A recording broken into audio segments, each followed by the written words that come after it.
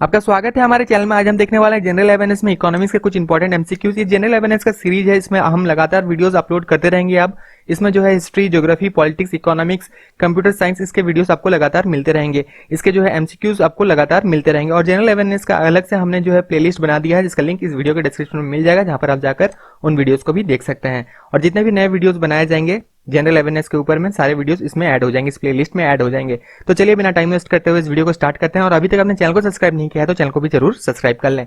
Repo rate is rate at which RBI borrows rupees from commercial bank, the rate at which customer of commercial bank borrows rupees, the rate at which commercial bank borrows rupees from RBI, डेप्ट which is paid to World Bank by respective countries. इसका जो correct option है ये है option 3, the rate at which commercial bank borrows rupees from RBI. जो commercial banks हैं जैसे state bank of India है, एचडीएफसी बैंक है, या जितने भी प्राइवेट बैंक्स हैं और जितने भी गवर्नमेंट बैंक्स हैं वो कमर्शियल बैंक्स के अंदर आते हैं। तो वो जब बोरो करते हैं money reserve bank of India से, तो उनको जो रेट लगता है वो लगता है रेपो रेट। ठीक, कुछ रेट में उनको मिलता है पैसा और वो होता है रेपो रेट। अब बात कर लेते हैं रिवर्स रेपो रेट क्या होता है। The rate eight which RBI borrows rupees from commercial bank, जब आरबीआई बोरो करता है कुछ मनी फ्रॉम कमर्शियल बैंक तो इसे कहते हैं रिवर्स रेपो रेट। तो अलग अलग याद रखें, रेपो रेट क्या होता है और रिवर्स रेपो रेट क्या होता है। चलिए अब नेक्स्ट आगे बढ़ते हैं, नेक्स्ट क्वेश्चन देखते हैं। NABARD is related to development of agriculture and rural areas, heavy industries, small industries, banking sector. इसका जो करेक्ट ऑप्शन है यह है option 1, agriculture and rural areas. तो नाबार्ड जो है किससे रिलेटेड है, to development of agriculture and rural areas. Option 1 is correct. NABARD का जो फुल फॉर्म है यह है National Bank for Agriculture and Rural Development. ठीक है, चलिए अब नेक्स्ट आगे बढ़ते हैं, नेक्स्ट क्वेश्चन देखते हैं। Who is authorized to issue coin in India? RBI, Ministry of Finance, Commercial Bank, anyone? इसका जो करेक्ट ऑप्शन है ये है ऑप्शन 2, मिनिस्ट्री ऑफ फाइनेंस। तो ये अथॉरिटी जो दिया गया है इशू करने का, कॉइन इशू करने का जो अथॉरिटी है ये है मिनिस्ट्री ऑफ फाइनेंस के पास में। चलिए नेक्स्ट आगे बढ़ते हैं। Cheap money means low rate of interest, low level of saving, low standard of living, low level of income. इसका जो करेक्ट ऑप्शन है ये है option 1, low rate of interest. Cheap money का जो इकोनॉमिक्स में मतलब होता है ये होता है लो रेट ऑफ इंटरेस्ट। चलिए नेक्स्ट आगे बढ़ते हैं। Dear money means high rate of interest, high level of saving, high standard of living, high level of income. इसका जो करेक्ट ऑप्शन है ये है option 1, high rate of interest. Dear money का जो मतलब है ये है हाई रेट ऑफ इंटरेस्ट, और चीप मनी जो है इसका जो मतलब है ये है low rate of interest in economics. ठीक है, चलिए नेक्स्ट आगे बढ़ते हैं, नेक्स्ट क्वेश्चन देखते हैं। Says law of market holds that supply is not equal to demand, supply creates its own demand, demand creates its own supply, supply is greater than demand। इसका जो करेक्ट ऑप्शन है ये है option 2, supply creates its own demand। तो says law of market holds that supply creates its own demand, option 2 is correct. says law जो है इसे law of market भी कहा जाता है, तो यहाँ पे आपको कंफ्यूज नहीं होना है। और जितने भी इंपॉर्टेंट लॉज हैं, जितने भी इंपॉर्टेंट लॉज हैं, 10-12 इंपॉर्टेंट लॉज हैं, उनको बिल्कुल पढ़ लें। और ग्राफ भी उनके देख लें, कर्व से क्वेश्चन पूछा जाता है, ग्राफ से क्वेश्चन बनते हैं, तो उनको बिल्कुल देख लें। ये जो भी टॉपिक हम पढ़ा रहे हैं तो इनके इर्द गिर्द ही क्वेश्चन बनेगा। ठीक है, ऐसे ही क्वेश्चन फ्रेम किए जाएंगे, यही क्वेश्चन एक्यूरेट आएगा ये हम गारंटी नहीं दे सकते, लेकिन इसी टाइप का क्वेश्चन आपको देखने मिलेगा एग्जाम में।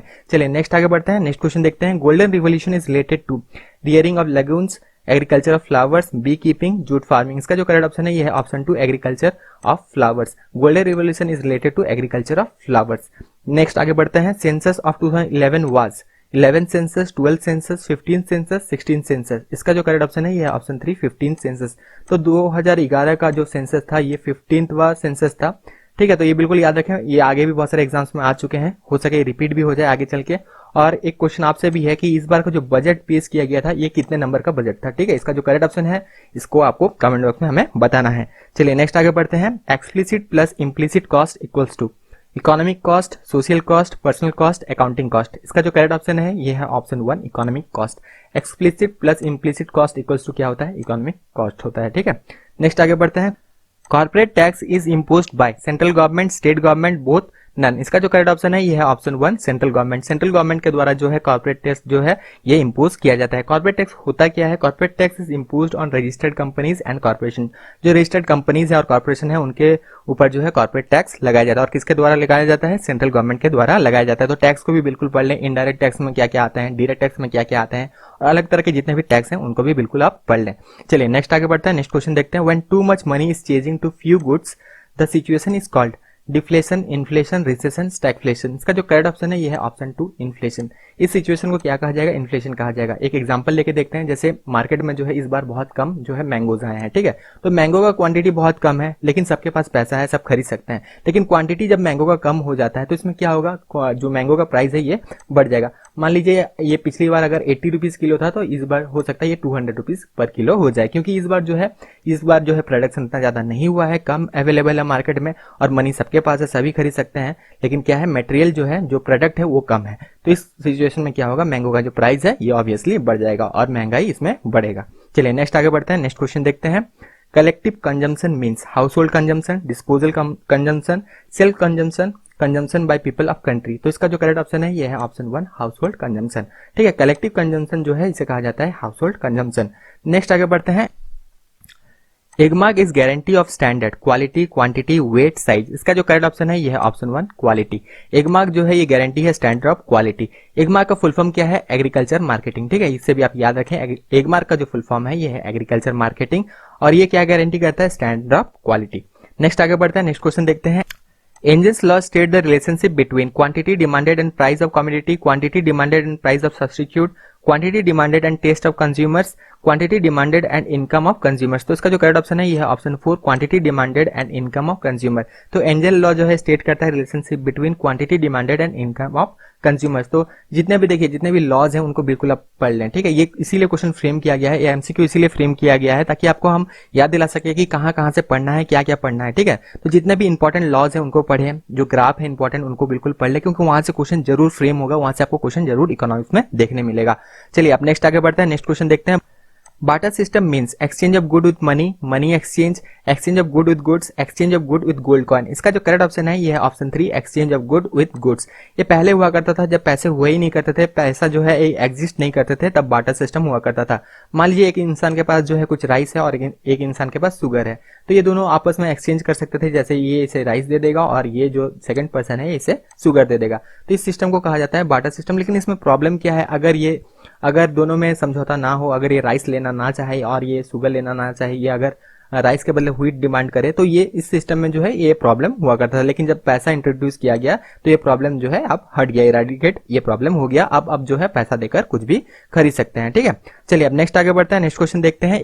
Equilibrium price means price determined by demand and supply, price determined by cost and profit, price determined by cost and production, none of the above. इसका जो करेक्ट ऑप्शन है ये है option 1 price determined by demand and supply.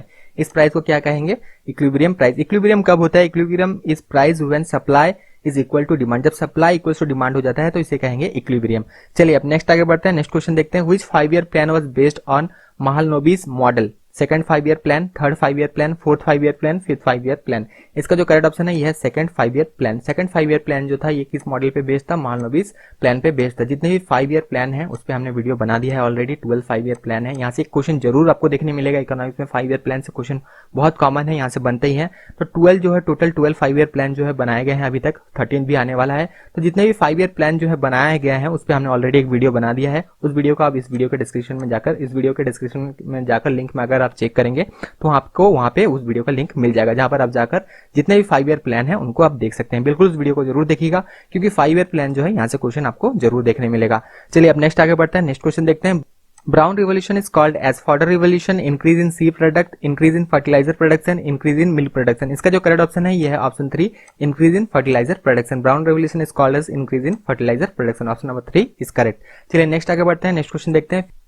Physical policies related to monetary policy, banking system, economic progress, receiving end expenditure of government. इसका जो correct option है ये है option 4 receiving end expenditure of government. इसमें क्या होता है थोड़ा सा डिस्कस कर लेते हैं, फिजिकल पॉलिसी क्या होता है, क्योंकि ये इंपॉर्टेंट है। फिजिकल पॉलिसी क्या होता है, फिजिकल सिस्टम क्या होता है, ये सब बिल्कुल पढ़ ले, ये सब इंपॉर्टेंट टॉपिक्स है। इसमें क्या होता है, जो टैक्सेशन है, जो टैक्स दिया जाता है हमारे द्वारा, जो पब्लिक के द्वारा टैक्स दिया जाता है, उसके बाद पब्लिक एक्सपेंडिचर जो किया जाता है गवर्नमेंट के द्वारा, कुछ एक ऑब्जेक्टिव को जो है टारगेट किया जाता है, उसे अचीव करने के लिए जो पब्लिक एक्सपेंडिचर किया जाता है इसे कहते हैं फिजिकल पॉलिसी। चलिए अब नेक्स्ट आगे बढ़ते हैं, नेक्स्ट क्वेश्चन देखते हैं। Legal tender money refers to cheques, draft, bill, currency note. इसका जो करेक्ट ऑप्शन है यह option 4 currency note. Currency note जो है इन्हें कहा जाता है लीगल टेंडर मनी। चलिए अब नेक्स्ट आगे बढ़ते हैं, नेक्स्ट क्वेश्चन देखते हैं। Bull and bear are related to which commercial activity, banking, e commerce, trade between countries, stock market. इसका जो करेक्ट ऑप्शन है यह है option 4 stock market. Stock market से रिलेटेड है बुल और बियर। तो डिस्कस कर लेते हैं ये क्या है। जैसे मान लीजिए एक स्टॉक है, किसी कंपनी का स्टॉक है, जैसे रिलायंस का स्टॉक है। अगर ये स्टॉक ऊपर जा रहा है, इसका स्टॉक का जो प्राइस ऊपर जा रहा है तो इसे हम कहेंगे ये बुलिश है। ठीक है, अगर नीचे जा रहा है, प्राइस फॉल हो रहा है स्टॉक का, तो इसे हम कहेंगे ये बियरिश शो कर रहा है। ठीक है, तो बुल और बियर जो है रिलेटेड है किससे, स्टॉक मार्केट से। Exchange of commodity between two countries means trade surplus, bilateral trade, trade result, multilateral trade. इसका जो करेक्ट ऑप्शन है ये है option 2 bilateral trade. Bilateral trade इसे कहा जाएगा जब एक्सचेंज होता है, दो कम्युनिटी एक्सचेंज होता है दो कंट्री के बीच में, तो इसे कहा जाएगा बायलेटरल ट्रेड।